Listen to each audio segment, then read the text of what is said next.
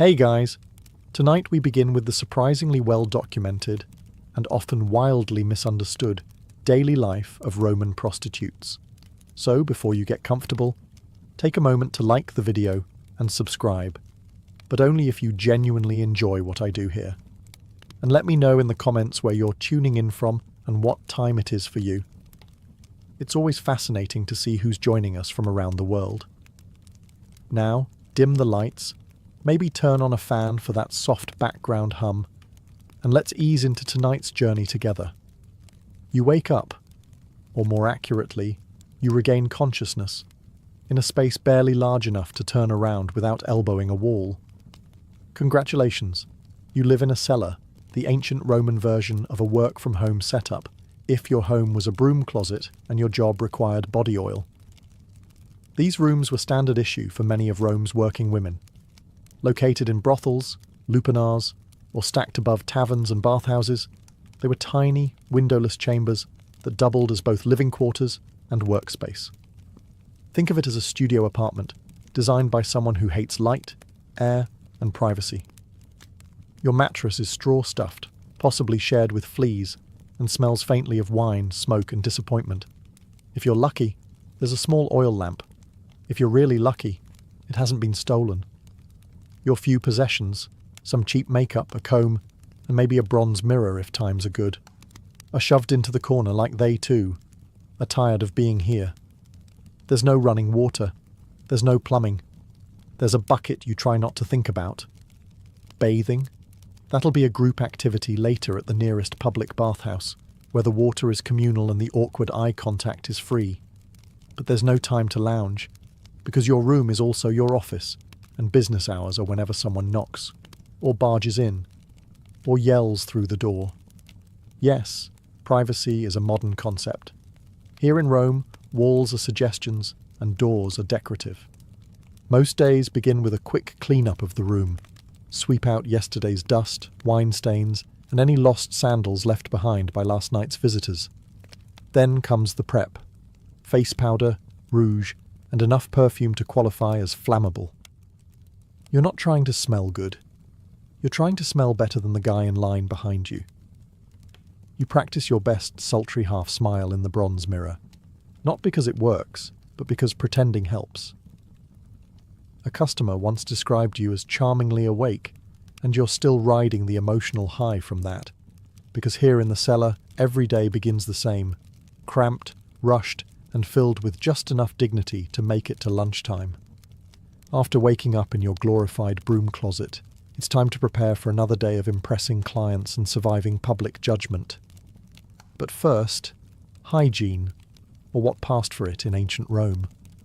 There is, of course, no private bathroom. That luxury is reserved for the wealthy, and even they just had pots with ambition. As a working girl in a city that worships marble statues but accepts open sewers, your best option is the nearest public fountain or bathhouse, depending on your mood and threshold for awkward nudity. If you're pressed for time, and let's face it, you usually are, you go for the quick rinse at the communal fountain. Splash some water on your face, rinse out your mouth with wine if you're fancy, and hope the fountain hasn't been used to clean a chicken that morning. There's no soap, but maybe you've got a bit of natron, a salty cleaning powder that exfoliates your skin and your self-esteem. If business is slow and coins are jangling in your little purse, you might splurge on a visit to the public baths, the great Roman equalizer. Everyone's there.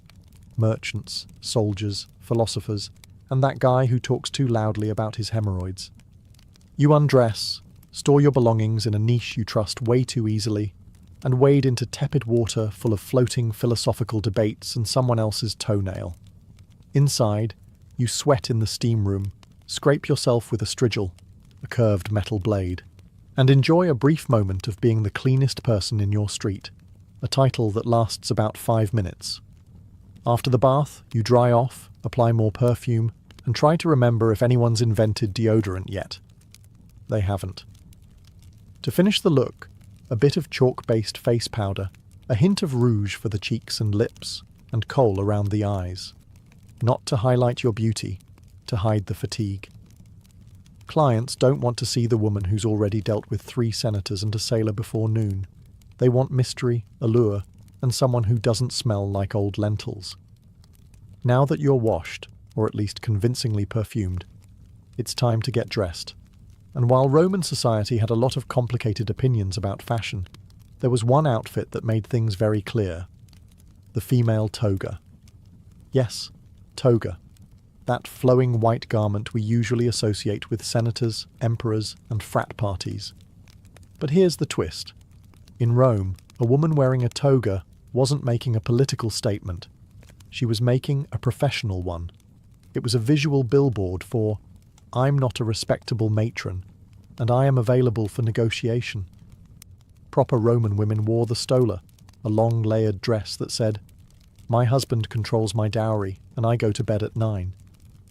Prostitutes, on the other hand, were denied the stola by law and required to wear a toga, often short, brightly coloured, and intentionally flashy. Think less Grecian goddess, more visible from across the forum. The look was usually accessorised with cheap jewellery, bronze or glass beads, maybe some loud earrings. The goal wasn't elegance, it was visibility. When you're competing with 20 other women in a 100-metre radius, subtlety is a luxury you can't afford. Footwear? Likely simple sandals, maybe even barefoot depending on location and budget. Comfort wasn't a priority. You're going to spend a lot of the day standing, walking, and occasionally sprinting away from a bad client or an overzealous moralist. Hair was its own ordeal. Roman prostitutes often curled and dyed their hair, sometimes wearing wigs, especially blonde ones, imported from Gaul. Blonde hair had a certain exotic appeal in Rome, kind of like imported luxury soap, only more alive.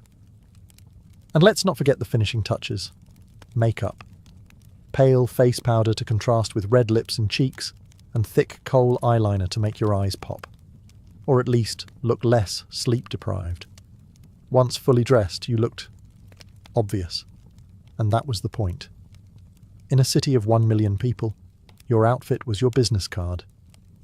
If it made you look bold, scandalous, and economically available, then congratulations. You were ready for another glorious day of being judged by society while being actively funded by it. So you're dressed, painted, perfumed, and hopefully not too hungover. Now comes the fun part. Drumming up business in a city where everyone wants sex but pretends they're shocked when they find out it's for sale.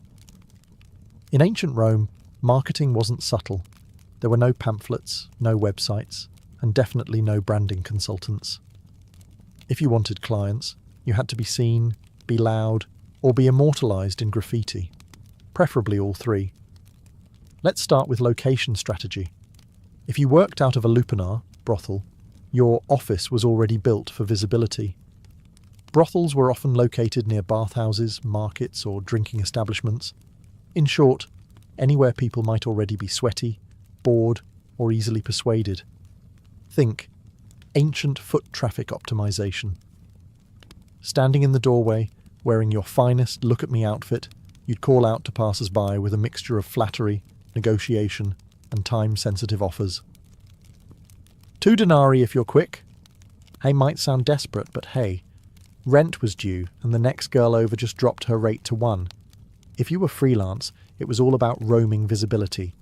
You might hover near temples, because nothing says divine inspiration like temptation, or hang around taverns, ready to flirt with a tipsy legionary who still had some coin left and questionable judgment. But perhaps the most bizarre, and weirdly effective, form of Roman advertising. Wall graffiti. Yes, Pompeii has immortalised the genius of ancient street marketing. Brothel walls were plastered with handwritten reviews like, "Maritimus gave me the best time of my life," or "Felicia, 2 denarii, very fast service." These weren't just vandalism, they were ancient Yelp, unfiltered, unregulated, and very, very public. Some women even paid someone to write their name and specialty somewhere visible, usually near tavern entrances or on columns. Others let their clients do the writing, which, as you might expect, ranged from glowing praise to confused haikus about being robbed. All this made one thing clear: a prostitute's survival depended as much on marketing as on skill. If people didn't know your name, your rates, and your approximate level of enthusiasm, someone else was getting the business. Because in ancient Rome, as now, the secret to success wasn't always talent. Sometimes it was just better PR. So you've advertised yourself. You've got the outfit, the eyeliner, and just enough confidence to fake a good mood. Now it's time to talk pricing, the part where ancient Rome pretends to be a free market while secretly judging you anyway. Let's be clear, there was no union. Rates were set by supply, demand, and whatever you could get away with before someone bartered you down with a loaf of stale bread. For street-level workers, or those in lower-end lupanars, prices could be as low as 1 or 2 asses, a small bronze coin that wouldn't even get you a glass of wine. That's right, some clients were paying less than the cost of a decent lunch. If that feels depressing, remember, some women accepted food, sandals, or even promises as payment. Yes, in a city with an empire's worth of coinage, IOUs still existed. On the other hand, high-end prostitutes, often called meretrices, operated more like luxury brands. These women could charge in denarii, silver coins, sometimes multiple per client, especially if they had skills beyond the bedroom. Conversation, music, poetry, basic literacy, anything that let a client believe they weren't just hiring company, but taste. Some prostitutes even had niches, not architectural ones, marketing ones. Maybe you specialized in working with sailors, or performing erotic dances, or reciting poetry during the act. Don't laugh. Ovid probably inspired someone. The more unique your brand, the less replaceable you became. Repeat clients might get a discount, or not. It depended entirely on whether they paid on time or smelled like fermented cabbage, and if you worked under a pimp or brothel owner, a hefty cut of your earnings disappeared before you saw a single coin. Some women were enslaved, which meant they didn't get paid at all, just food, shelter, and a vague promise that one day they might buy their freedom if they somehow won the Roman lottery. Welcome to the lupanar, the Roman brothel. It's not luxurious, but it has walls, which already makes it more dignified than working behind a tavern. Technically, it's a place of business. Realistically, it's a sweaty stone maze of bad decisions. The term lupanar comes from lupa, meaning she-wolf, which the Romans used as slang for prostitute. That's right. Your job title was also your animal comparison. Not exactly empowering, but at least it's consistent. Most lupanars were 2-story buildings crammed between bathhouses and bars, perfect for catching foot traffic from half-drunk senators and bored sailors. Inside, you've got a narrow hallway lined with tiny rooms, each equipped with a stone bed, a thin mattress, and just enough space to reconsider your life choices. No doors, just curtains, for that open floor plan vibe. Privacy? That's something rich matrons had. You've got damp linen and the sound of someone snoring through your shift wall. You're not alone, of course. A proper lupanar had several working women and one delightful parasite known as the leno, pimp, or lena, madam. Their job was to take a cut of your earnings, promise repairs that never happened, and occasionally yell things like, "Work faster, he's important." Clients ranged from nervous teenagers to sweaty legionaries and balding senators claiming this was just a philosophical visit. Some were in and out faster than a dropped denarius. Others tried to talk about their poetry, which frankly was worse. During downtime, you'd sit near the entrance, giving your best "I'm flirty but dead inside" expression, while calling out to passing foot traffic. Marketing was mostly volume-based. 2 coins! Special today! I'll pretend to listen. And yes, the walls were covered in graffiti, ancient Yelp reviews etched lovingly into the plaster. Felix was here, twice, or Thais gives a good time. Occasionally someone got artsy and drew pictures. Proportions were rarely accurate. Confidence, however, was never lacking. Working in a lupanar wasn't glamorous, but it was consistent. A roof over your head, a bed, if you squint, and if nothing else, you'd always have a front row seat to humanity's weirdest parade. Not every Roman prostitute worked in a lupanar. Some preferred, or were assigned to, the equally glamorous world of taverns. If the brothel was a chaotic office cubicle, the tavern was more like working in an open-air startup, with more vomit and fewer stock options. Taverns, kolpanai or popinai, were where Rome's finest drunkards, merchants, off-duty soldiers, and guys named Gaius with gambling debts gathered to drink, shout, and pretend they understood Virgil. For prostitutes working here, the motto was simple: serve the wine, sell the charm, dodge the gropes. A typical shift involved pouring watered-down wine into dirty cups for people who wouldn't notice the difference anyway. With your other hand, you flirted just enough to keep the denarii flowing, but not so much that a brawl broke out. Unless that brawl was entertaining, in which case, carry on. Unlike the brothel, taverns were technically food establishments, so you had the delightful backdrop of boiled cabbage, fish sauce, and body odour. It was an aroma that clung to your tunic and your soul. But it also meant you could upsell a client. For 2 more coins, I'll pretend you don't reek of garum. Some women worked the back rooms or upstairs areas, making the tavern a part-time brothel with table service. Others kept things more casual, offering company, lap-sitting, and heavily suggestive compliments like, "Your toga looks clean." This was high praise in Rome. Payment was often immediate. Credit did not exist. If a client tried to delay, you had options: yell, threaten, or grab the bouncer, who was usually a retired gladiator with one eye and a short temper. The upside: taverns offered more foot traffic and sometimes better tips. The downside: you were a waitress, therapist, and hostage negotiator all at once, and no one tipped for emotional labour. And of course, there was the endless soundtrack: shouting, dice clacking, lyre players trying to impress women, and the occasional argument over who invented democracy. Working tavern duty was unpredictable, exhausting, and smelled like despair. But it paid the bills. Sometimes, if the customers didn't vomit on your sandal first. For the entrepreneurial spirit with no brothel affiliation and too much confidence, there was always the street. Freelance prostitution in Rome meant walking the line between independent contractor and please don't arrest me. The Roman streets were alive with opportunity and sewage.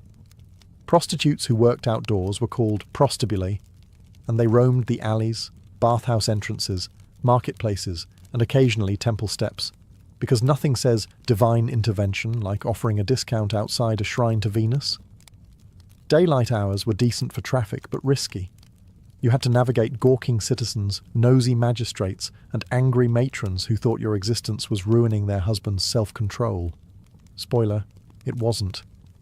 You dressed brightly to stand out. Think short tunics, flashy jewellery, maybe a wig made from imported German hair. It was less understated elegance, more visible from across the Circus Maximus. The goal was to catch a client's eye before his wife caught him. Approaching a potential customer involved a delicate dance of flirtation, timing, and not getting mistaken for someone's runaway slave. You'd smile, compliment his sandals, and casually mention your rate before the local vigils, street guards, decided your entrepreneurialism was public disorder. Some clients were polite, others were aggressively cheap, and a few were very confused and just wanted directions to the bathhouse. You learned quickly to tell them apart, mostly by the level of eye contact and how many coins they jingled. Competition was fierce. You weren't just up against fellow prostibuli, you were up against free lovers, drunken party girls, and retired gladiators with a side hustle. Everyone was trying to make a denarius. There were no benefits, no security, just your charm, your wits, and the ability to walk very fast in sandals. Some carried small knives or relied on nearby tavern bouncers. Others simply prayed that tonight's customers weren't philosophers with commitment issues. Still, for all its chaos, the street scene had its advantages. You set your own hours, kept your own profits, and didn't have to answer to a Leno breathing down your neck. Sure, the job came with the occasional drunk goat or philosophical heckler, but at least you were your own boss, in a city where bosses were rarely the good guys. If you thought the life of a Roman prostitute was already tough, allow us to introduce your least favourite client, the Roman tax collector. Yes, the Roman Empire, brilliant engineers, conquerors of the Mediterranean, champions of togas, also invented a dedicated tax on prostitutes. It was called the Vectigul ex capturis, and it ensured that even your most awkward encounters contributed to Rome's public infrastructure. Congratulations, your nightly services just funded another aqueduct. The tax wasn't just unofficial pocket skimming either. This was a state-sanctioned system, managed by professional collectors known as publicani, men who were somehow both boring and terrifying. They kept detailed records, demanded payment in cash, and probably judged your perfume choices while scribbling on their wax tablets. To legally operate, prostitutes had to register with the aediles, the Roman equivalent of a city inspector with an affinity for paperwork and moral superiority. Upon registration, you were entered into an official list of sex workers. Think of it as joining a trade union, except there were no benefits, and instead of a card, you got a branding. Literally. Yes, some sex workers, especially enslaved ones, were branded or tattooed with marks like Lupa or their owner's name. If you're wondering how that made clients feel, don't worry. The branding wasn't for them. It was to ensure you couldn't pretend to be respectable later. And the tax rate. It varied depending on location, class, and whether your clients were sad senators or discount gladiators. But it always stung. You paid per act or per week, depending on the region, and there was no deduction for emotional labour, uncomfortable silences, or existential dread. Refusing to pay could result in fines, arrest, or being barred from working, though enforcement was spotty, especially if you were paying under the table, or knew how to flirt with an aedile. Still, for a profession already swimming in stigma, this tax added insult to injury. Rome was essentially saying, "We disapprove of your lifestyle. Also, give us 10%. But hey, on the bright side, at least you could proudly say your labour was helping to fund another temple, probably dedicated to a goddess who still wouldn't return your prayers. In Rome, being a prostitute meant you had legal permission to exist, and social permission to be endlessly judged. Yes, prostitution was tolerated by the law, taxed, regulated, even registered. But that didn't stop every senator, priest, and bored philosopher from telling you how much they disapproved of you, often while zipping up their tunic. Enter the moral police, not an official squad with batons, but a vast, unpaid network of senators, priests, matrons, and writers who all believed it was their divine duty to shame you while enjoying the fruits of your labour behind closed doors. At the top of the hypocrisy food chain was the Roman Senate, a group of aging elites who believed in preserving Roman virtue, a concept they typically defined as whatever we're not caught doing. Many of them publicly railed against moral decay while maintaining discreet tabs at every brothel from the Forum to Subura. Then you had the aediles, Rome's actual public officials who enforced laws on cleanliness, order, and decency. Their job was to regulate brothels, inspect establishments, and sometimes fine women for being too obvious about their profession, which, again, was legally required to be obvious. You couldn't make it subtle if you tried. Writers like Juvenal and Seneca had a field day. They mocked prostitutes in verse, lumping them in with greedy merchants, loud women, and, horror of horrors, women who read books. And yet these same writers gave vivid, suspiciously detailed descriptions of brothel life. Almost as if they'd done extensive research. Even Roman matrons, the respectable wives of the elite, got in on the judgment. They wouldn't speak to you, of course, but they'd walk past your street corner with a gaze that could sterilize a fig tree. Some even petitioned for laws banning prostitutes from wearing jewellery or entering public baths, which is rich considering many of their husbands treated bathhouse visits like part-time jobs. Working as a Roman prostitute came with certain occupational hazards, namely disease, injury, and whatever that thing was the sailor from Brundisium left behind. Welcome to the health and wellness chapter, where the only prescription is, hope you survive. Let's begin with the big one, venereal disease. Ancient Rome didn't have germ theory, but they did know that some men left you with more than a coin purse and a bad poem. There are Roman texts that describe symptoms ranging from persistent itching to things falling off that shouldn't. The medical advice? Usually a mix of vinegar washes, herbal ointments, and desperate prayers to Venus. Pregnancy was another ever-present concern. There was no birth control pill, but there were options if you had the guts and the budget. Prostitutes used natural contraceptives like silphium, an extinct plant famously over-harvested for this exact reason. Animal intestines as crude condoms, and wool tampons soaked in herbal concoctions. Effectiveness? Somewhere between maybe and miracle. If pregnancy occurred, things got complicated. Some women carried to term and raised their children, often within the brothel itself. Others gave infants up to foundling homes, or worse, the open streets. Infanticide wasn't legal, but turning a blind eye, that was practically a civic duty. For day-to-day ailments, sore muscles, cuts, stress-induced rage blackouts, the go-to remedy was usually wine, opium, or a slap from your leaner to stop whining. If that failed, you might visit a temple of Asclepius and sleep on the floor hoping for a healing dream. Ancient wellness culture was less spa weekend and more mystical nap with side effects. Infections were common. Hygiene was ambitious. There were no gloves, no antiseptics, and absolutely no one washing their hands before sticking fingers where fingers had no business being. And let's not forget the emotional toll. Depression, trauma, anxiety, all part of the job. Rome didn't have therapists. You had fellow prostitutes, wine, and the occasional stray cat who listened without judgment. In a city where divine intervention was blamed for everything from floods to flatulence, prostitutes weren't just dodging moral judgment. They were also trying to stay on the gods' good side, or at least bribe them for health, luck, and a low-maintenance clientele. Religion in Rome was a full-time job, and the gods were always watching, judging, occasionally cursing. But the divine pantheon had a few deities who were, let's say, more lenient toward your profession. First there was Venus, goddess of love, beauty, and general poor decision-making. Many prostitutes dedicated small altars to her in their rooms.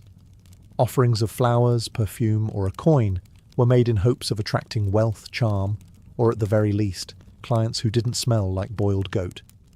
Then came Fortuna, goddess of luck.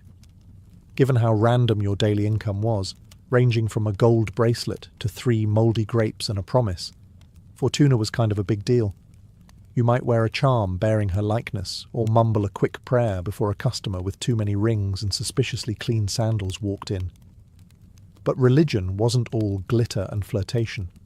The darker side of belief included superstition, omens, and magical countermeasures, because when in doubt, blame the spirits. You'd burn incense to ward off the evil eye, tie red cords around your ankle for protection, or hire a professional witch to curse a rival prostitute's hairline. Don't laugh. Curse tablets, called defictiones, have been found all over Roman brothel districts, many reading like ancient Yelp revenge reviews. May her tongue rot. May her clients dry up. May she trip in the street and land in donkey dung. If you were enslaved, you might also pray to Mercury, the god of commerce and transactions, because let's be honest, your life was one long receipt. And if you were lucky enough to save up for freedom, Libertas, the goddess of liberty, got a private altar and a slightly more expensive candle. All this spiritual effort wasn't just tradition, it was survival with flair. When Rome gave you judgment, disease, and rude senators, the gods were your HR department. Mostly useless, occasionally helpful, and always accepting offerings. Love, in the Roman world of prostitution, was complicated. At best, it was a pleasant delusion, and at worst, a financial liability in a tunic. Clients fell in love all the time, or claimed they did, usually after 3 cups of wine and half a monologue about their mother. Some were sincere, some were drunk, and some were trying to get a discount. "But baby, I'm different," they'd say, clutching your hand like a tragic poet. And you'd nod politely, mentally calculating how much they still owed you. Some working women reciprocated these feelings, or at least pretended to. Emotional labour was part of the package. Smile, listen, pretend his toga doesn't smell like despair. For a few clients, you might even develop something real: attachment, affection, or just mutual exhaustion. But more often than not, romance was a dangerous distraction, especially when you remembered that Rome legally categorized you as infamis, meaning you could not legally marry a citizen even if you wanted to. That didn't stop people from trying. There are tales of prostitutes who fell in love with their regulars, who were promised freedom, marriage, a house with a garden, only to end up abandoned the moment another woman with better eyeliner walked by. There were also clients who genuinely adored their favourite companion, showering them with gifts, poems, and occasionally actual manumission, the legal act of freeing a slave. These stories exist, but they were the exception, not the rule. Among fellow prostitutes, real bonds were more likely. You worked side by side, endured the same insults, shared the same lice. Some of these friendships became sisterhoods. Others became quiet romantic partnerships, hidden beneath the radar of Roman patriarchy, which believed women couldn't fall in love with anyone except a man with a sword collection. And of course, there were lies you told yourself. That one day you'd quit, that your best client really would take you away, that if you could just save a little more, you'd open a perfume shop in Ostia and never look back. Maybe it wasn't true, but in Rome, everyone had a fantasy. Yours just came with better lighting and lower expectations. In the Roman world of sex work, beauty was currency, and youth was the exchange rate. So what happened when the blush wore off? The client stopped lingering, and your joints started popping louder than your earrings. Simple. You aged out, but you didn't disappear. Some women, having saved carefully, or miraculously had a client with both money and follow-through, managed to buy their freedom if they were enslaved and start over. The luckiest opened taverns or bathhouses, renting out rooms to the next generation of desperate optimists. Others became madams, Linae, the brothel version of upper management. Less action, more shouting. As a Lina, you didn't need to be young or pretty. You needed to be sharp, intimidating, and fluent in threats involving sandals and overdue debts. You ran the schedules, kept the books, and made sure the curtains were only mildly horrifying. Clients feared you. Workers pretended to respect you. The Edels sighed when they saw you coming. Other retired sex workers leaned into fortune-telling. After all, when you've heard every confession and watched every mistake walk through the door, predicting doom becomes second nature. A few became unofficial therapists, wise women, or herbalists, offering advice laced with sarcasm and slightly incorrect medical suggestions. But many simply kept working, because Rome wasn't in the habit of offering pensions to women who'd spent 2 decades in a toga. Older prostitutes still had clients, they just adjusted their marketing. Less blushing flower, more experienced, discreet, and tolerates poetry. Physical appearance mattered, but so did reputation. A woman known for conversation, kindness, or mind-blowing. Astrology readings could remain in demand long after her prime. And for those with no savings, no patrons, and no lucky breaks, the options weren't kind. You begged, you cleaned temples, you worked in laundries until your hands turned into shriveled olives. Rome didn't care how you got old, only that you did so quietly. But here's the truth they didn't carve into marble. For many, survival itself was the achievement. And if you made it to old age with your wit intact and at least one working sandal, you were already a legend. When people think of ancient Rome, they picture marble statues, grand speeches, and emperors with questionable family trees. What they rarely picture: the woman leaning in a brothel doorway, adjusting her wig, and mentally calculating how many coins she needs to not starve next week. Roman prostitutes didn't just work in the shadows. They've been kept there by history, carefully edited out of the noble narrative so schoolchildren could learn about aqueducts without asking uncomfortable questions. Yet they were everywhere. In graffiti, legal records, satire, poems, love letters, curse tablets, and receipts. Yes, actual receipts. They were a fixture of daily Roman life, even as society treated them like morally contagious wallpaper. What history usually gets wrong is the assumption that these women were powerless victims or morally bankrupt seductresses.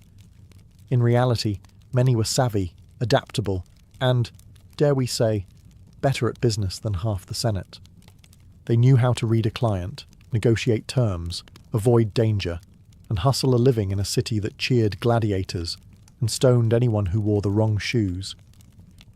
And they weren't all the same. Some were enslaved, some free. Some catered to the wealthy, others to whoever had 2 coins and bad breath. Some hated every second, others carved out small corners of power and routine. Most existed somewhere in between, like everyone else in Rome, pretending they weren't tired. Their stories were rarely written by them. Instead, they were remembered by poets looking for metaphors, by moralists clutching their pearls, or by archaeologists piecing together Pompeii's raciest wall scribbles. But here's what's remarkable. They're still visible. In stone carvings, in sarcastic graffiti, in laws and loopholes and offhand mentions in love poems. These women were erased from respectability, but not from reality. They worked, they laughed, they scammed, they wept, and they endured. All without marble statues or gilded tombs, just faint ink on a crumbling wall. Maritima was here, and worth every coin. So the next time someone waxes poetic about the glory of Rome, remember, behind every toga-clad philosopher was a working girl keeping the economy and the gossip alive. In the world of the Vikings, warfare was a constant presence, and with it came injuries, deep cuts from swords, axe wounds, broken bones, and burns from fire and frost. On the battlefield or back in the village, it was the leknir, the healer, who was called upon to treat the wounded. These individuals were respected members of society, combining the practical knowledge of herbs with the spiritual traditions of Norse belief. Among the most trusted herbs in a Viking healer's collection was yarrow, Achillea millefolium. Known for its ability to staunch bleeding, yarrow was used widely across northern Europe. Viking healers would crush the leaves and apply them directly to wounds, either alone or mixed into a poultice. Yarrow acted as a coagulant, helping to stop blood flow and prevent infection. It was believed to possess sacred properties, with legends connecting its power to Odin himself. The preparation of such remedies was both methodical and rooted in cultural ritual. The healer might wash the wound with boiled water infused with antiseptic herbs, apply crushed yarrow, and bind the area tightly with linen or animal skin strips. In some cases, chants or prayers were recited during the process, invoking protection or healing from the gods. Healing was not just physical, it was also spiritual. Beyond battlefield wounds, yarrow was used internally as well. A tea made from its flowers and leaves could reduce fevers, ease digestive complaints, or help relieve menstrual cramps. It was a versatile plant, and one that could be found growing throughout the Viking homelands, in fields, near rivers, or in small garden plots maintained by women of the household. Healers in Viking society had a deep understanding of their environment. They knew which plants grew in which seasons, how to harvest them properly, and how to preserve them for use during the long, dark winters. Knowledge was passed down through generations, often from mother to daughter, or from elder to apprentice. These traditions blended elements of Germanic herbal lore with the rich cosmology of Norse mythology. In a world without hospitals or modern antibiotics, the skill of the healer and the power of plants like yarrow were essential to survival and to maintaining strength in a warrior-driven culture. While yarrow addressed bleeding and surface wounds, the Viking healers' battle against infection required deeper remedies. One of the most revered herbs in this regard was Angelica, Angelica archangelica, a tall aromatic plant with hollow stalks and umbrella-shaped clusters of greenish-white flowers.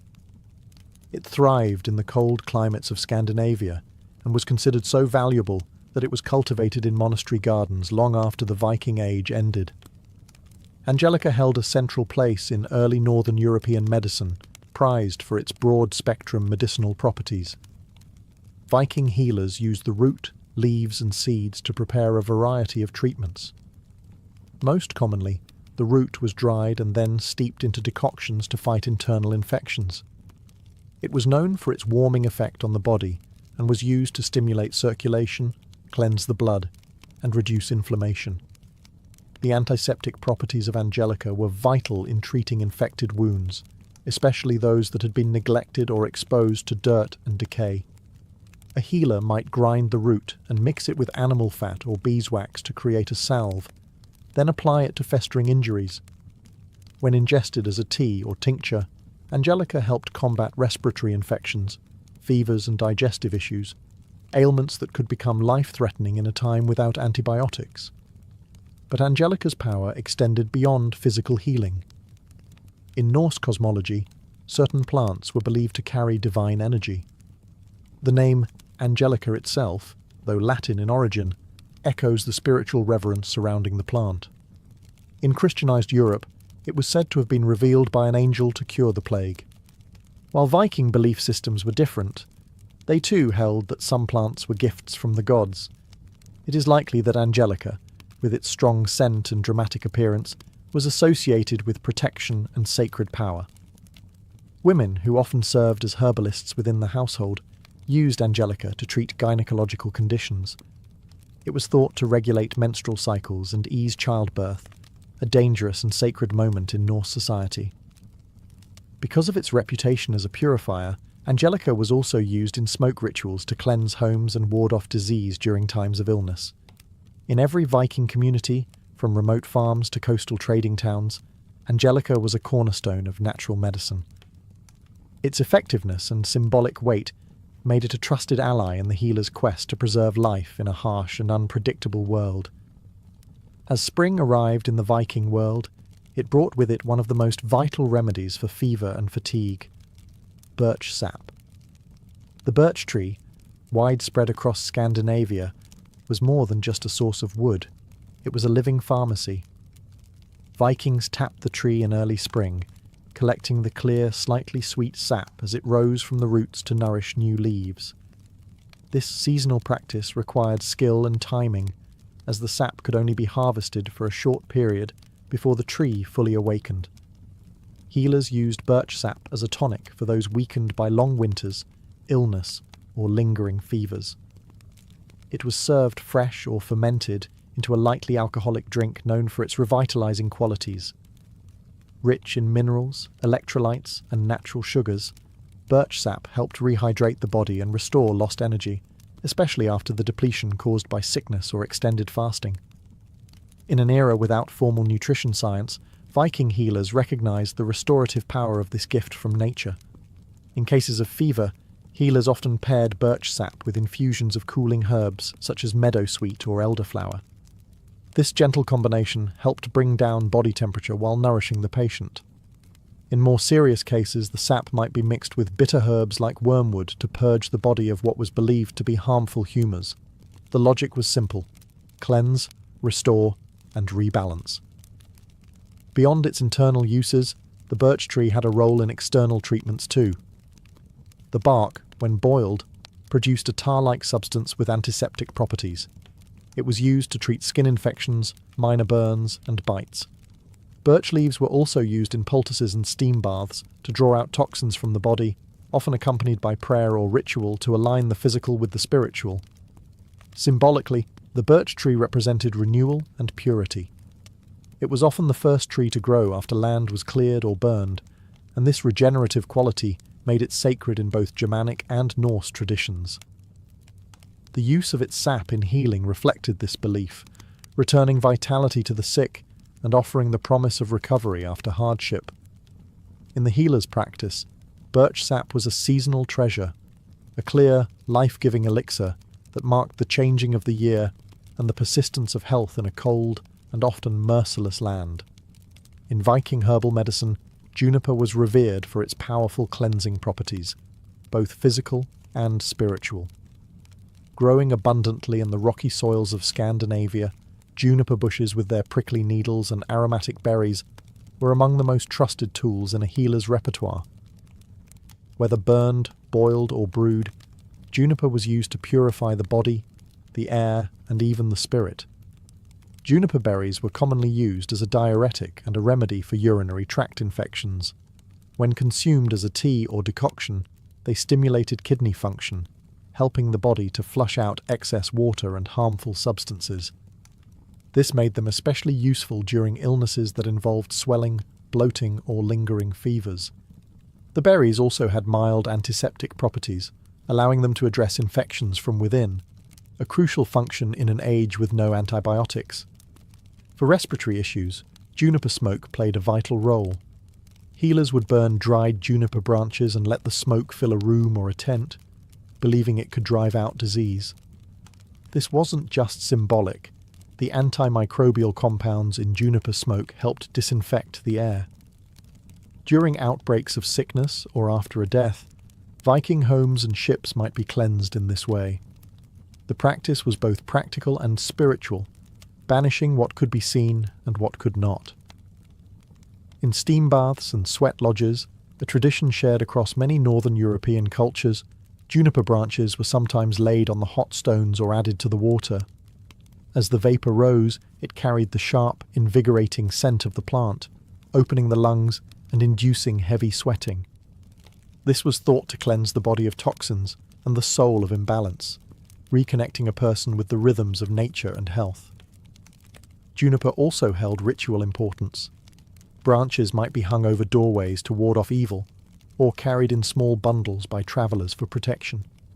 Its strong, earthy fragrance symbolised resilience, and its presence in healing was a reminder that purification was as much about the unseen forces as it was about physical ailments. For Viking healers, juniper was not merely a remedy, it was a symbol of renewal and defence, a guardian plant that stood between the fragile human body and the chaotic forces of the world. Its sharp needles and potent berries helped them keep sickness at bay, one breath of smoke or sip of tea at a time. Among the many herbs known to Viking healers, meadowsweet, Filipendula ulmaria, was particularly valued for its ability to ease pain and reduce inflammation. Found in damp meadows and along riverbanks, this fragrant plant with creamy white flowers was a staple in early Germanic and Norse herbal medicine. Though they lacked modern terminology, Viking healers recognized that some plants had the power to cool fevers, relieve discomfort, and help the body recover more gently. Meadowsweet was often used to treat headaches, joint pain, and digestive problems. The flowers and leaves were dried and steeped into teas, which were given to patients suffering from fevers or general aches, common complaints in a harsh climate where physical labour and exposure were part of daily life.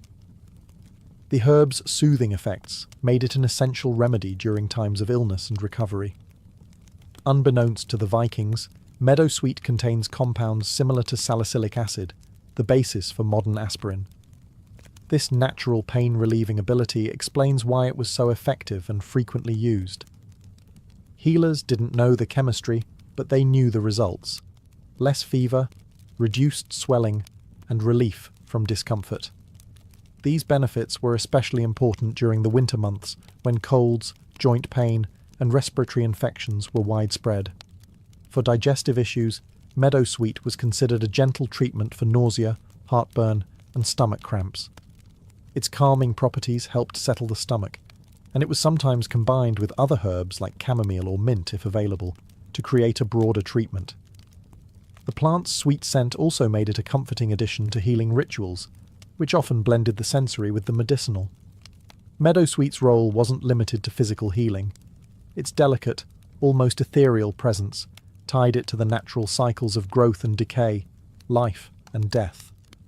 As with many Viking remedies, its use may have included symbolic gestures, such as laying its flowers near the ill, or including it in burial rites to ease the journey to the afterlife. Some sagas and later folk traditions refer to sweet-smelling herbs as gifts from the gods or spirits of the land. In a culture that respected strength, but understood the necessity of healing, meadowsweet was a quiet, yet powerful ally. It helped warriors rest, allowed children to recover, and gave the elderly comfort in their final years. For the healer, it was one of the gentlest and most reliable tools in their care. Mugwort, Artemisia vulgaris, held a special place in the Viking healer's practice, not only as a medicinal herb, but also as a spiritual tool. Known across northern Europe for its bitter aroma and silvery leaves, mugwort was considered one of the most sacred plants in Germanic tradition. For Viking societies, where healing was never just physical, mugwort served as a bridge between the body, the mind, and the unseen world. Medicinally, mugwort was used to treat a wide range of ailments. It helped with digestive problems, menstrual irregularities, and fatigue. A tea made from its leaves was used to ease stomach cramps, stimulate appetite, and support the liver. Viking women in particular relied on mugwort to regulate their cycles and aid with childbirth. In a world without midwives or formal obstetrics, the healer's knowledge of such herbs was vital for survival during pregnancy and delivery. Mugwort also had powerful nervine properties, meaning it calmed the nervous system. For warriors who experienced restlessness or nightmares, mugwort tea or smoke was thought to restore inner balance and protect the mind. Sleep, which was often disturbed after battle or illness, could be coaxed back by burning dried mugwort near the bedside or placing it under the pillow. This wasn't simply superstition.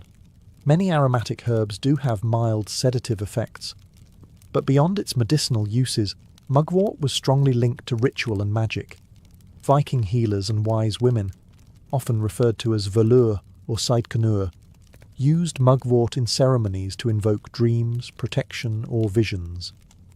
It was sometimes burned during rites of cider, the Norse form of trance magic and prophecy.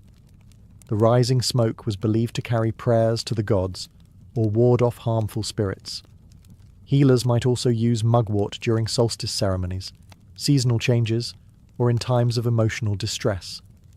A bundle of mugwort could be hung over the door for protection, carried in a pouch during travel, or placed on the body during healing rituals. Its bitter scent and strong energy made it a plant of thresholds, used when the body or soul was in transition. To the Viking healer, mugwort was more than a plant. It was an ancient ally, one that stood at the intersection of medicine and magic, guiding the sick not only toward physical recovery, but toward spiritual realignment with the world and the gods. Among the most practical and powerful remedies in the Viking healer's collection was garlic, Allium sativum. Though not native to Scandinavia, garlic had long been traded across Europe and may have reached the Viking world through early contact with the British Isles, Frankish territories, and Eastern markets. Its strong scent and potent medicinal qualities made it an essential part of early Norse medicine, especially for infections, parasites, and protection against disease. Garlic's antibacterial and antifungal properties were well known, even if not scientifically understood. Viking healers used crushed garlic in poultices to clean wounds and prevent festering, particularly important for injuries sustained during battle or travel. When applied directly to cuts, garlic could kill harmful microbes and reduce inflammation. Though painful, this treatment was effective in preventing deeper infections, in a time when even minor wounds could turn deadly. Internally, garlic was often eaten raw, pounded into pastes, or brewed into strong infusions. It was believed to strengthen the immune system, purify the blood, and warm the body during illness. In harsh northern winters, when colds, fevers, and coughs were widespread, garlic served as a valuable tonic. It was sometimes combined with honey, another antimicrobial agent, to make the strong flavour more palatable and to enhance its healing effect. Garlic was also used to treat parasites, especially intestinal worms, which were common due to poor sanitation and frequent contact with livestock. A mixture of garlic and vinegar was administered in small doses to purge the body. Its pungent nature made it a strong cleansing agent, and its association with vitality gave it symbolic weight in Norse healing traditions. Beyond the body, garlic was believed to repel evil spirits and malevolent forces. Healers or household members might hang braided garlic near doorways or in sleeping areas, not just to ward off disease, but to protect from unseen dangers, especially during times of illness, war, or childbirth. It served both as a physical remedy and a spiritual safeguard. For Viking warriors, garlic was not only a cure, but a form of daily defence. Before raids or journeys, some are believed to have consumed it as part of preparation, viewing its strength and fire as a shield within the body. In this way, garlic stood as a symbol of endurance, fighting infection, energizing the weak, and anchoring the body in a dangerous, ever-changing world. In the Viking Age, the stinging nettle, Urtica dioica, was more than a nuisance. It was a plant of power.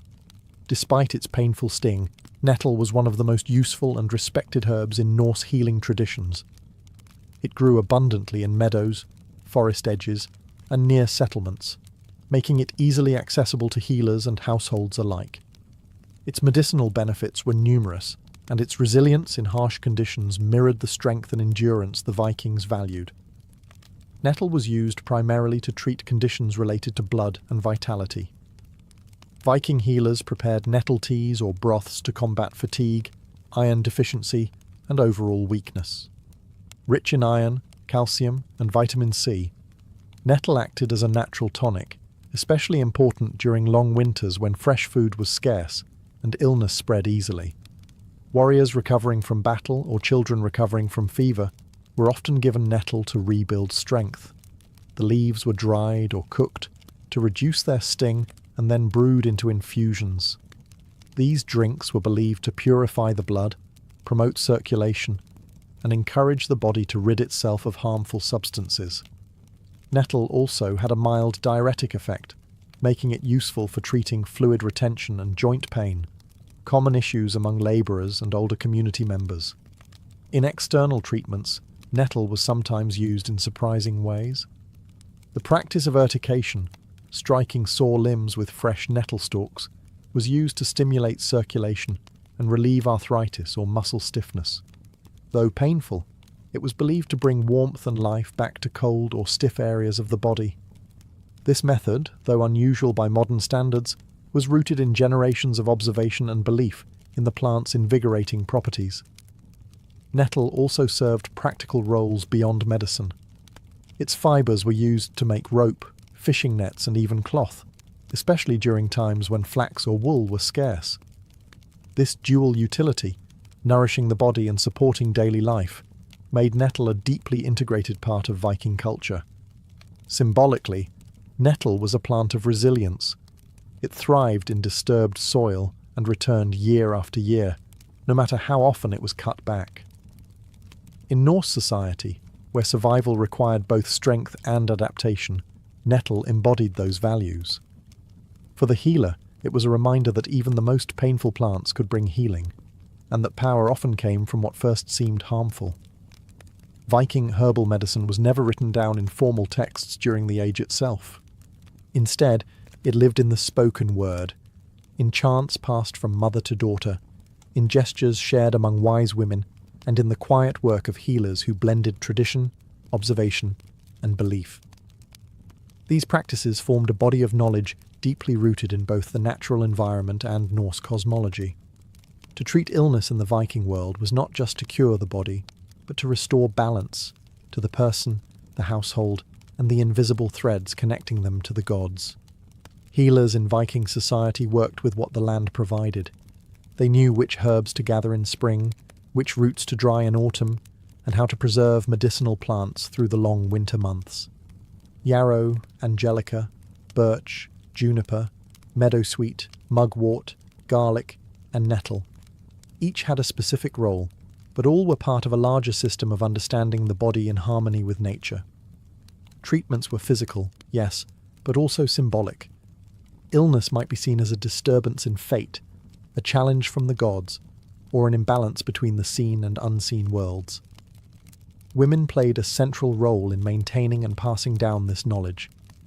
In longhouses and farmsteads, Female healers oversaw the care of families and communities. Some took on more specialized roles, like the voleurs, seers who blended healing with prophecy, often called upon during crises. Their work often included sacred herbs, spiritual rituals, and appeals to divine forces like Frigg, Air, or Freya. Healing was not just a duty, it was an act of connection between mortal life and the mythic world. With the spread of Christianity and the decline of Norse paganism, much of this oral tradition faded or was absorbed into new religious frameworks. Monasteries adopted and preserved some of the herbs and techniques, while others disappeared or became entangled in superstition and fear. But echoes of Viking herbal medicine can still be found today, in Scandinavian folk healing, in modern herbalism, and in the renewed interest in ancestral plant knowledge. The legacy of Viking healers lies not just in the herbs they used, but in the worldview they preserved, that nature holds power, that healing is both physical and spiritual, and that wisdom often resides in the hands of those who listen to the land. Joan of Arc was born in the winter of 1412 in the rural village of Domremy, a quiet hamlet in northeastern France, nestled near the border of Burgundy. At the time, France was fractured by war and civil unrest. The 100 Years' War between England and France had already dragged on for decades, and northern France was caught in the crossfire. Joan was born into this turbulence, the daughter of Jacques d'Arc and Isabelle Romay, devout peasants who raised their children in the Roman Catholic faith. Her family lived modestly. They owned a small patch of land, a few animals, and relied on farming to survive. Joan was not taught to read or write, like most girls of her class, but she was known for her hard work and deep religious devotion from an early age. She spent much of her childhood helping around the house, tending sheep and attending church. Her world was humble and steeped in faith. The voices she would later claim to hear would come to someone who already spent hours in prayer and contemplation. Domremy itself was a contested area. Though technically loyal to the French crown, it bordered Burgundian territory, a faction allied with the English. The threat of violence was constant. Raids by Anglo-Burgundian forces occasionally swept through the region, destroying crops and burning homes. Joan would have grown up with stories of heroism and defeat, of saints and warriors, of kings and traitors. Her early years were shaped by instability, fear, and a longing for peace. Despite the fear that hung over France, Joan's childhood was not without community. She was well liked in the village and described by neighbours as kind, pious, and unusually serious for her age. She often prayed at a nearby chapel dedicated to the Virgin Mary, where she would later claim her divine mission began. These years laid the spiritual and emotional foundation for what would come. Her faith, her loyalty to the king, and her sense of purpose were not formed in the royal court, but in the fields and chapels of her village. From such humble origins, no one could have imagined that this peasant girl, illiterate, unknown, and barely a teenager, would one day stand before kings, lead armies, and challenge the might of empires. At the age of 13, Joan of Arc's life changed forever. She later testified that in the summer of 1425, while alone in her father's garden, she experienced a vision, accompanied by a voice that seemed to come from beyond this world. At first, she was afraid. The voice, surrounded by a dazzling light, was accompanied by the appearance of figures she identified as Saint Michael, Saint Catherine, and Saint Margaret, 3 powerful saints in Catholic tradition. These visions would continue, growing in intensity and clarity over time. The message was clear but extraordinary. She was chosen by God to help save France. More specifically, her divine mission was to drive the English out of French territory and to ensure the coronation of Charles, the Dauphin, as the rightful king of France. It was a staggering revelation for a young peasant girl with no military experience, no formal education, and no standing in society. Joan told no one at first. She kept the visions private, fearing disbelief or punishment. But the voices persisted, urging her to act. Over the next few years, she became increasingly convinced that her mission was real.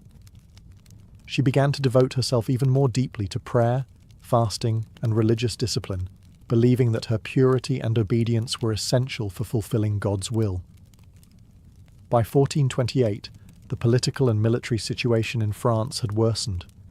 The English had captured much of northern France, and the city of Orléans, a key stronghold, was under siege. The Dauphin Charles remained uncrowned, his legitimacy in question. Joan, now 16, believed the time had come to act. She travelled to the nearby town of Vaucouleurs and requested an audience with the local commander, Robert de Baudricourt, claiming she had a message for the king. At first, Baudricourt and his men laughed her off. A teenage girl claiming divine guidance was hardly taken seriously. But Joan was persistent. She returned again and again, speaking with a conviction that unsettled some and impressed others. Eventually, after hearing reports of her reputation for piety and learning that she had predicted a military setback in Orléans before news had reached the town, Baudricourt relented. He agreed to send her, dressed in men's clothing and under armed escort, to meet the Dauphin. Joan's journey from peasant child to military envoy had begun, led by visions, faith, and an unshakable sense of destiny. In early 1429, Joan of Arc arrived in Chinon, where Charles, the uncrowned Dauphin of France, held his court. The journey had been long and dangerous. She travelled more than 300 miles through enemy territory, dressed as a man to avoid attention and assault. When she finally stood before the royal court, she was met with scepticism and curiosity. Charles, unsure of her motives and wary of trickery, decided to test her. To begin, he disguised himself in plain clothes and hid among his courtiers. Joan, having never seen him before, immediately picked him out and addressed him directly. Witnesses were astonished. She reportedly told him details that only he and his closest advisers would have known, possibly regarding a private prayer or secret doubt. For many in the court, it was the first sign that something beyond explanation was at work. Still, Charles was cautious. He ordered that Joan be examined by theologians and church officials in Poitiers. For several weeks she was questioned about her visions, her morality, and her doctrine. She was a teenage girl being grilled by learned men, yet she answered with composure and confidence. Her virginity was tested, as it was believed her purity was essential for her divine mission. The examiners found nothing heretical in her claims and noted her remarkable character and intelligence, despite her lack of formal education. The court's advisers concluded she could be sent to Orléans with the army. But first, Joan requested something symbolic, something that would signal her role not merely as a soldier, but as a divine emissary. She asked for a banner. The banner she received was white, embroidered with an image of Christ and the words Jesus Maria. It would become her most treasured possession, and she carried it into every battle, declaring that she preferred the banner to the sword. She was also fitted with a custom suit of white armour and given a sword, which she claimed to have been divinely led to discover behind the altar of a chapel in Sainte Catherine de Fierbois. With her armour, banner, and a company of soldiers, Joan prepared to march toward Orléans. She was just 17 years old, young, untrained, and utterly convinced that God had sent her to save France. Her arrival at the besieged city would mark the beginning of one of the most legendary military campaigns in European history. By the spring of 1429, the city of Orléans had been under siege by the English for several months. Its fall would have opened the way to the heart of France, and with it, likely the collapse of French resistance.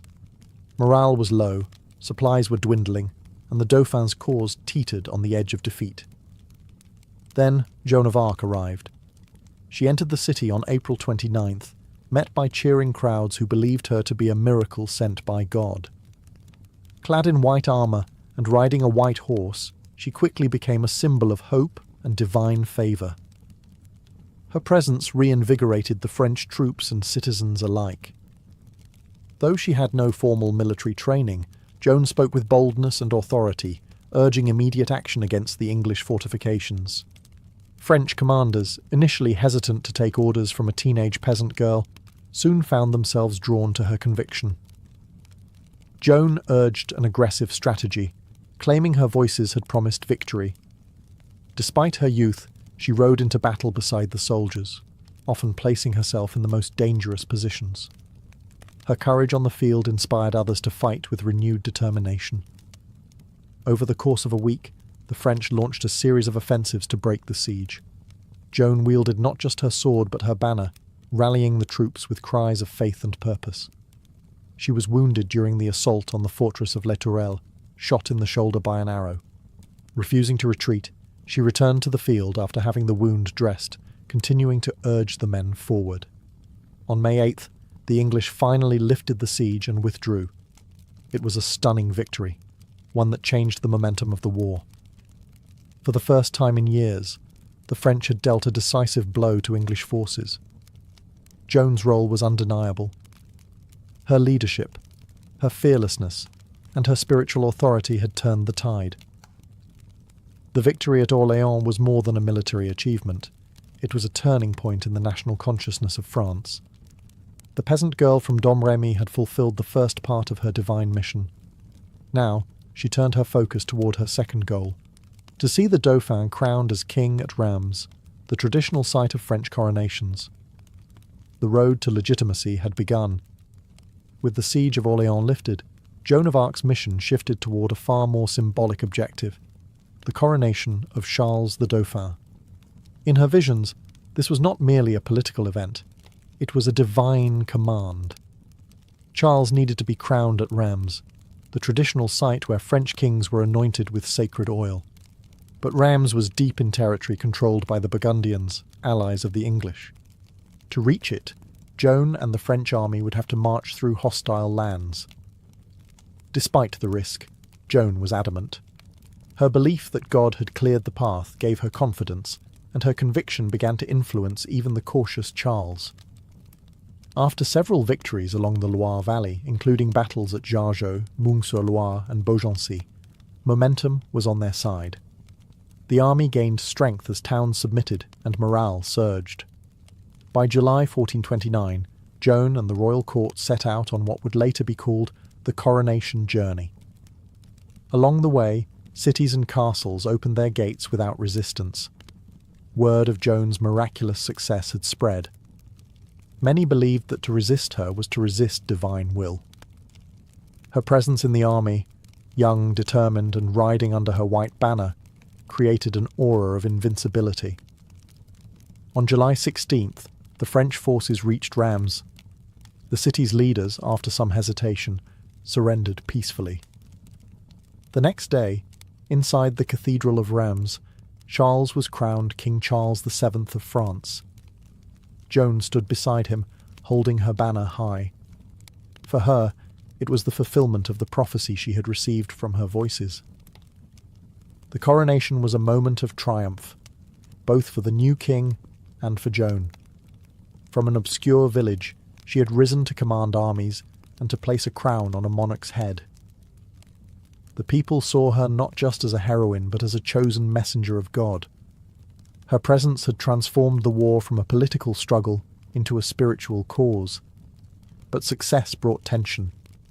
With Charles now crowned, some at court questioned Joan's continued influence. Politics returned to the forefront.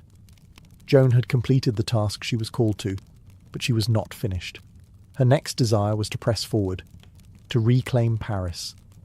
Yet the support she once commanded so easily was beginning to waver.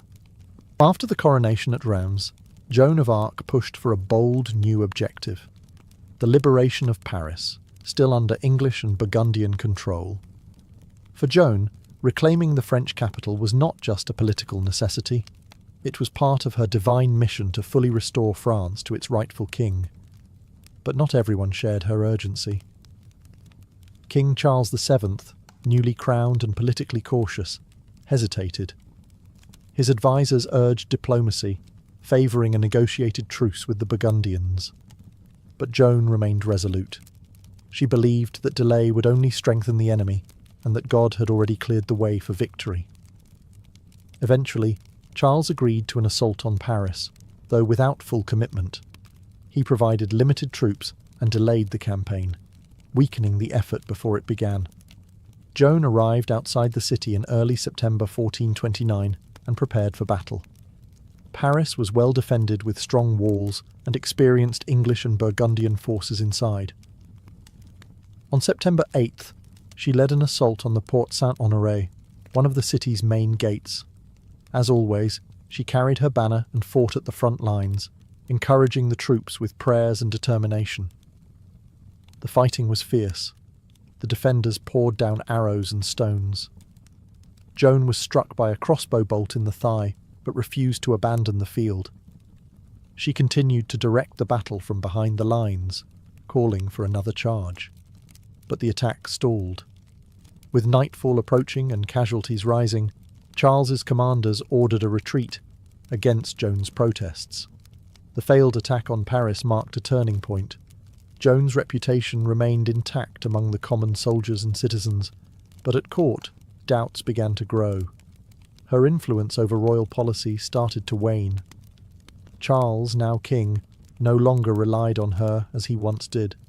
Political interests, fear of provoking further conflict, and distrust of Joan's spiritual authority began to eclipse her earlier triumphs. Yet Joan was undeterred. She continued to lead minor campaigns in the following months, capturing towns like Saint-Pierre-le-Moutier and La Charité, often financing the operations herself with donations from supporters. But the tide was shifting. Her vision of total victory clashed with the king's increasingly cautious stance. Despite her injuries, her dwindling support, and the growing political isolation, Joan remained convinced that her mission was not yet complete. She would not stop until France was free, but in the shadows, betrayal and danger were closing in. In the spring of 1430, Joan of Arc continued her campaign, though her position had grown increasingly precarious. Her successes on the battlefield had not translated into lasting political power. King Charles VII, now more focused on diplomacy than war, offered only lukewarm support. Joan, acting largely on her own initiative, turned her attention to the town of Compiègne, which was under threat from Burgundian forces. She arrived in May 1430, hoping to defend the city and rally the local population. But the odds were stacked against her. The Burgundians, allies of the English, were closing in with superior numbers.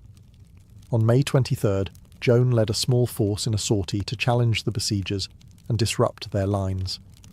As the battle unfolded outside the city walls, French forces were pushed back. Joan remained behind to cover the retreat, determined to protect her soldiers. In the chaos, the city gates closed too soon. Joan and a few companions were trapped outside. Surrounded by Burgundian cavalry, she fought until she was pulled from her horse and taken captive. Her capture was a devastating blow, not only for Joan herself, but for the morale of the French people. The girl who had once lifted the siege of Orléans and crowned a king now found herself a prisoner. The Burgundians held Joan for months, treating her more as a political prize than a common captive. She was eventually sold to the English for a large sum, an act that confirmed her status as a threat to their cause. The English viewed her not only as a military adversary, but as a dangerous symbol of resistance and divine legitimacy. Throughout her captivity, Joan attempted escape more than once. In one instance, she jumped from a high tower, injuring herself badly, but surviving. Even in chains, her will remained unbroken. She demanded to be treated as a noble prisoner of war, not as a criminal or heretic. But the English had other plans. They did not intend to hold her indefinitely. They meant to destroy her credibility, her image, and the power she had come to represent. Her trial was already being prepared. Joan's capture at Compiègne marked the beginning of her final, most harrowing chapter. She had risen from obscurity to the heights of power, only to be betrayed, abandoned, and delivered into the hands of her enemies. But her story was far from over. After months in Burgundian custody, Joan of Arc was transferred to English hands and brought to Rouen, the English administrative capital in occupied Normandy. There, beginning in January 1431, she faced a formal ecclesiastical trial, not as a prisoner of war, but as a heretic, a designation that allowed her captors to strip her of honour and execute her under church law.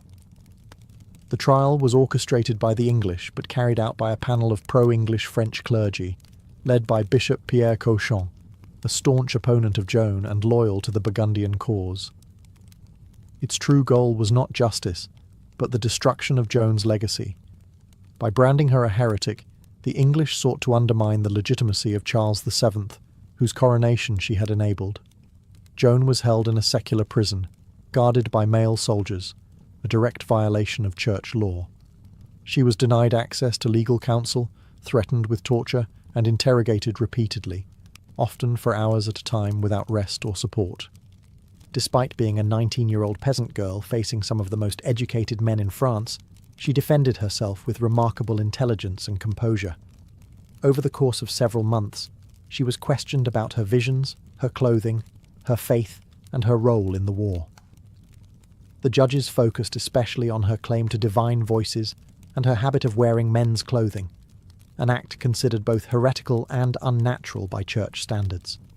Despite their pressure, Joan remained firm in her testimony. She maintained that her voices came from God, that she had acted in obedience to divine command, and that she had always remained faithful to the church.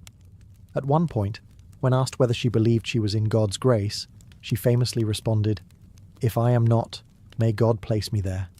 If I am, may God keep me there." It was a powerful answer, neither arrogant nor self-condemning, and one that impressed even her inquisitors. But the outcome was never truly in question. Political necessity outweighed truth.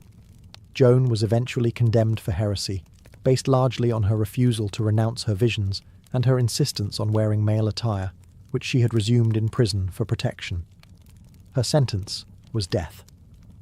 The girl who had once lifted a nation would now be silenced, not by defeat in battle, but by a court of men determined to erase her from history, or so they thought. On the morning of May 30th, 1431, Joan of Arc was led to the marketplace in Rouen, tied to a wooden stake and burned alive. She was just 19 years old. As the flames rose around her, she reportedly called out the name of Jesus repeatedly and asked for a cross to be held before her eyes. A soldier, moved by her courage, handed her a small wooden cross. Witnesses said she faced death with calm resolve. Her execution was meant to be final, a warning, a silencing of a dangerous symbol. But it had the opposite effect. Instead of being erased, Joan became a martyr. Even English and Burgundian observers were disturbed by the spectacle. Some wept. Others openly questioned whether the church had committed a grave injustice. One of the English clerics present was said to have exclaimed, "We are lost! We have burned a saint!"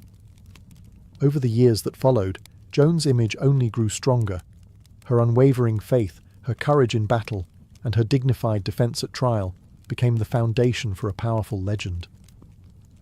In 1456, 25 years after her death, and following a formal investigation ordered by Pope Calixtus III, Joan's trial was declared invalid.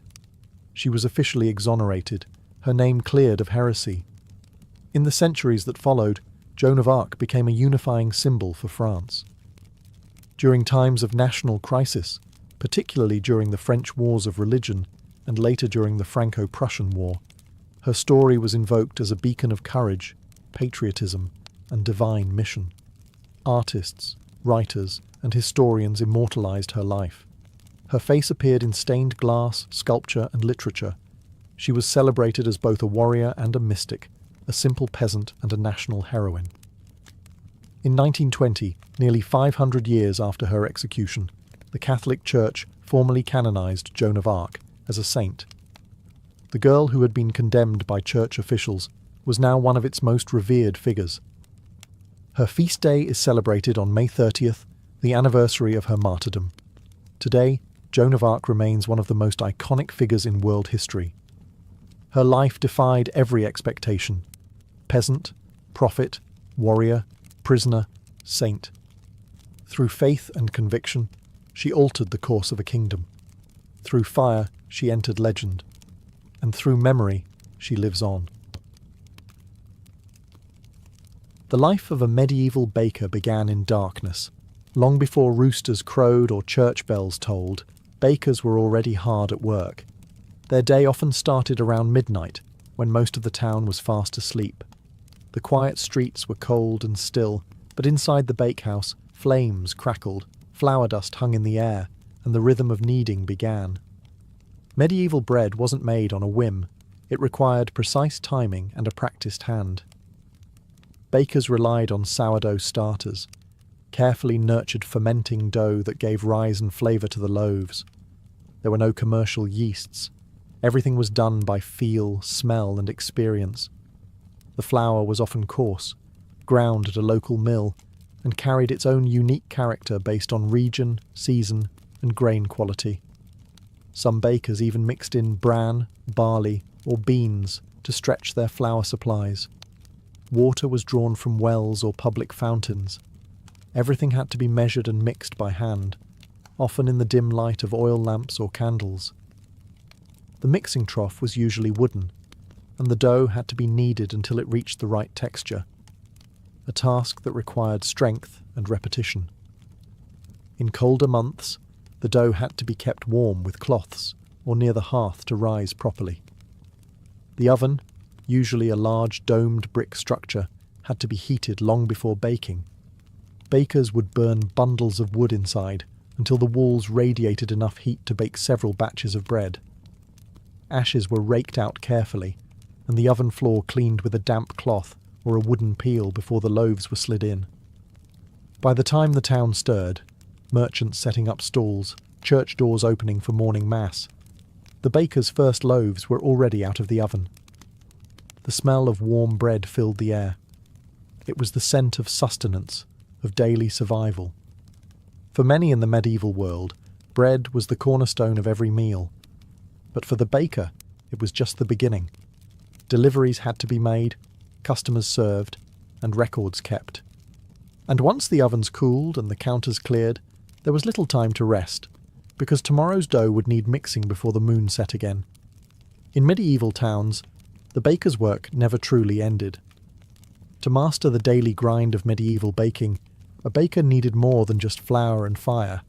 They relied on a trusted set of tools, each shaped by generations of craftsmanship. The bakehouse itself was often a simple stone or timber-framed structure, but inside, it was a specialised world. Every item had a purpose, and efficiency could mean the difference between profit and punishment. The heart of any bakery was the oven. Typically made of clay or brick, these were dome-shaped and massive, designed to retain heat for hours. Heating the oven wasn't quick. Bundles of wood, often oak or beech, were burned inside until the walls radiated the ideal temperature. Then the ashes were raked out and the bread loaded using a peel, a long-handled wooden paddle that allowed bakers to slide loaves deep into the hot chamber without burning themselves. The kneading trough was another essential item, usually carved from a single block of wood or built from heavy planks. These troughs were wide and low, allowing bakers to lean into their work. The dough was mixed and worked by hand, and larger bakeries sometimes had several troughs going at once to keep up with demand. Measuring tools were primitive, but vital. Most bakers used wooden scoops or hand-carved measures for flour and salt, though consistency varied. Scales were rare, and accuracy was often enforced by local guilds or town officials. Cheating customers by underweighting loaves could lead to heavy fines, or worse. Flour was stored in cloth sacks or wooden barrels, while water was hauled in buckets from wells or streams. Some bakeries also had sieves for removing husks or debris, especially in more prosperous towns where finer bread was expected by wealthier clients. Coarser flours, however, were common for the lower classes. Perhaps the most valuable tool was the baker's hands, calloused, experienced, and trained by years of repetition. They knew when dough was ready, when the oven was hot enough, and when a loaf was just beginning to sing its final crusty notes. Everything had to be cleaned and prepared before the next day. The tools, humble though they seemed, were part of a larger rhythm, a cycle of labour, skill, and heat that transformed raw grain into life-sustaining bread. In the hands of a medieval baker, each tool helped feed a town. In the medieval world, bread was more than food. It was the foundation of every meal and a marker of social class. Nearly everyone ate it daily, but not all bread was created equal. What you ate said a great deal about who you were. The wealthiest citizens, nobles, clergy, and prosperous merchants demanded the finest bread, known as manchet, or white bread. Made from finely sifted wheat flour, this bread was soft, pale, and expensive. Producing it required extra labour, grinding, sifting out bran, and using only the most refined parts of the grain. This labour-intensive process raised its cost, placing it far out of reach for commoners. For townsfolk and tradesmen, ravel or wheaten bread was the standard. Still made from wheat, it was less refined, slightly darker, and more nutritious. It struck a balance between cost and quality, and bakers sold it in greater quantities than manchet. In some towns, regulations dictated that this bread must be sold at a fixed weight and price, preventing bakers from exploiting the hungry. But for the poor, the labourers, peasants, and beggars, there was maslin or black bread, often made from a mix of rye, barley, oats, and whatever else was available. This bread was dense, coarse, and sometimes bitter. In hard times, bakers might even stretch it with beans, peas, or chestnut flour. It was filling, yes, but also a reminder of one's place in society. In monasteries, bread varied depending on the order. Some monks ate simple loaves in keeping with their vows of poverty, while wealthier institutions produced high-quality white bread for guests and ranking clergy. Bread was also used as a social tool. During feasts, wealthy lords would use trenchers, thick slices of stale bread, as plates. After the meal, these were either eaten by servants or given to the poor. Charity was often dispensed in the form of bread, handed out at monastery gates or from noble kitchens. A skilled baker had to understand these divisions. They didn't just bake one type of loaf. They produced multiple varieties daily to meet the needs of the entire town. Bread wasn't just nourishment. It was economy, hierarchy, and identity, baked into every crust. In a world where most people lived on little, bread defined who had more and who survived on less. Being a baker in medieval Europe was not just a matter of skill, it was also a matter of law. Bread was considered so essential to life that its production was heavily regulated by local authorities and trade guilds. For a baker, failing to follow the rules didn't just mean bad business, it could mean public humiliation, loss of livelihood, or even imprisonment. In most towns and cities, guilds controlled the profession. These were associations of craftsmen who regulated quality, training, pricing, and supply. Bakers' guilds established strict standards for the weight, size, and ingredients of bread. These standards weren't optional. They were enforced through regular inspections and harsh penalties. New bakers often had to apprentice for several years before they were allowed to operate their own ovens. Guild membership was both a privilege and a protection. It gave bakers the right to sell in the town market and guaranteed some degree of economic stability. But it also bound them to a system of accountability. If a baker was caught selling underweight loaves or substituting poor ingredients, guild officials could fine them, suspend them, or revoke their right to bake altogether. Beyond the guilds, municipal authorities also monitored bread quality. In England, for instance, the assize of bread and ale, a law dating back to the 13th century, dictated exactly how much bread a customer should receive for a set price, which adjusted with grain costs. Officials known as bread weighers or ale tasters conducted surprise inspections and reported violators. Punishment for breaking bread laws could be dramatic. Some bakers were pilloried, locked into public stocks where they were mocked or pelted with stale bread and rotten food. Others were forced to parade through town with substandard loaves strung around their necks. In extreme cases, a repeat offender could be banned from the trade or exiled from the town altogether. These rules weren't just about fairness, they were about survival. Bread riots were a real threat in times of famine or inflation. Town leaders knew that if people suspected they were being cheated out of their daily bread, unrest could follow. For the medieval baker, then, precision wasn't just a point of pride, it was a legal obligation. Every loaf had to meet the mark, because in the eyes of both the guild and the town, baking was not just a trade, it was a public service. Running a medieval bakehouse wasn't just demanding, it was dangerous. Fire was both a necessity and a constant threat. Ovens had to reach incredibly high temperatures to bake dense loaves, and maintaining that heat meant burning large quantities of wood, often in enclosed spaces made of timber, thatch or stone blackened by years of smoke. Most bakehouses were constructed with a large domed oven built from clay or brick, positioned against an outer wall to allow for airflow and loading. To heat it, bakers lit a roaring fire inside the oven itself. This wasn't a casual campfire. This was an intense blaze meant to superheat thick walls that could radiate warmth for hours.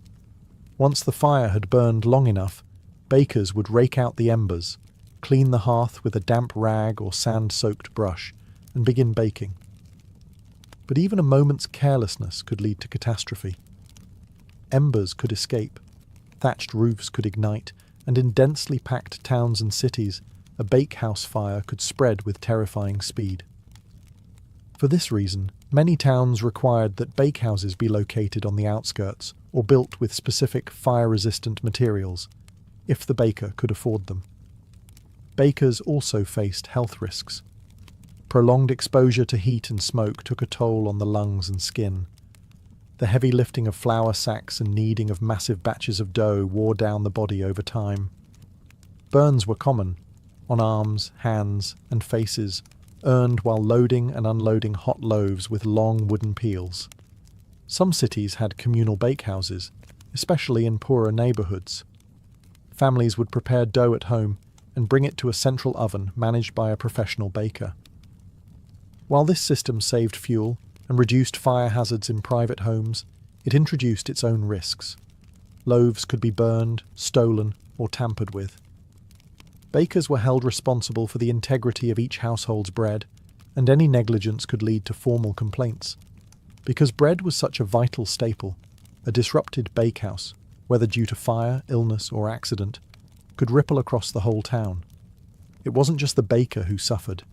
The entire community felt the loss. Despite these dangers, the bakehouse remained the beating heart of daily life. It was a place of labour, heat, and vital routine, where risk and reward burned side by side with every glowing loaf. While the image of the medieval baker often centres on male guild members and apprentices, women played a critical, if often overlooked, role in the daily production of bread. In many towns and villages, especially outside major cities, women were the primary bakers for both family and community. Their presence in the bakehouse was essential to keeping the ovens hot and the population fed. In rural areas, household baking was typically done by women. They baked for their families using communal ovens or small hearths, and in times of surplus, they might sell loaves at market or from their doorstep. For many women, this side trade in bread offered a rare source of independent income. In cities, too, widows of bakers were often permitted to continue their husbands' businesses, sometimes becoming successful bakery owners in their own right.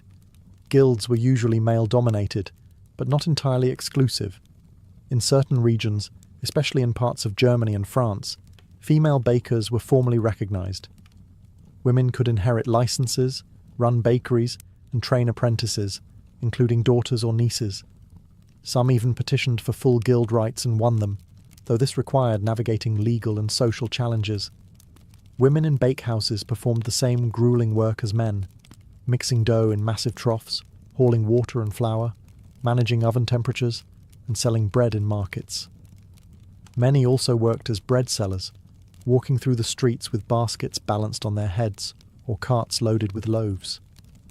These women were often the face of the bakery, dealing directly with customers and managing daily sales. Despite their labour, women were often paid less and received less recognition than their male counterparts. They were more vulnerable to accusations of selling underweight bread or poor quality loaves, and faced harsh penalties for infractions. Still, their contribution was essential, especially during times of war or plague when men were absent and communities relied on women to sustain the food supply. Baking also intersected with motherhood and caretaking. A woman who could bake well was seen as capable and respectable, keeping her household fed, preserving traditions, and passing down knowledge. In many families, recipes and baking techniques were handed down from mother to daughter like heirlooms.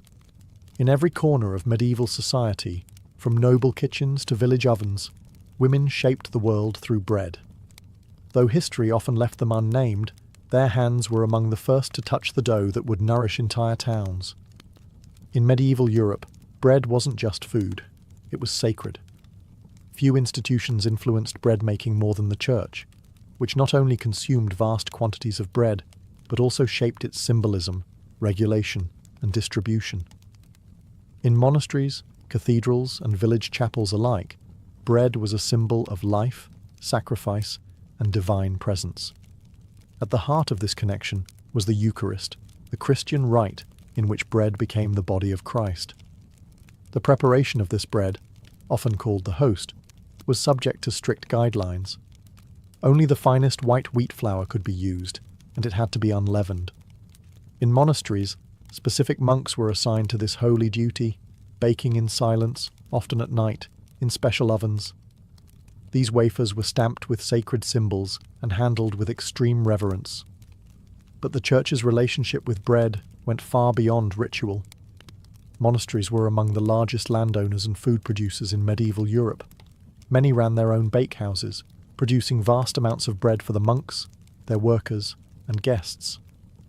The daily monastic diet typically included multiple servings of bread, paired with cheese, ale, or pottage. For the poor, monasteries also served as lifelines, distributing alms bread to beggars and travellers who waited at the gates. Cathedrals and parish churches frequently received bread donations from local bakers and wealthy patrons. These offerings might be displayed on feast days, distributed to the needy, or used in ceremonial processions. Some towns even had special bread altars, where loaves were blessed and handed out in memory of the dead. The church also played a regulatory role. In some towns, ecclesiastical courts handled disputes between bakers and customers, especially in areas where the local clergy governed commercial life. They helped enforce fair prices and weights, often motivated by the belief that cheating customers of bread was not just dishonest, but sinful. On religious feast days, special breads were baked, rich, spiced loaves shaped into crosses, doves, or other sacred forms. These celebratory breads marked the rhythm of the liturgical year and were often shared in the community to strengthen bonds of faith and fellowship. In the medieval imagination, bread was not only sustenance, it was spiritual nourishment. For the baker, supplying bread to the church meant more than earning money. It meant participating in the sacred economy of life, where dough became divine, and the oven echoed with ritual as much as routine. In the medieval world, bread was deeply entwined with power. For rulers, mayors, guildmasters, and kings, controlling the price, supply, and quality of bread was as important as maintaining order. Because bread was the staple food for most of the population, often making up 70% or more of a person's diet, its availability was directly linked to political stability. The most visible way this played out was through price controls. Cities and kingdoms established official rates for bread through laws like the assize of bread and ale in England, which tied the price of a loaf to the current cost of grain.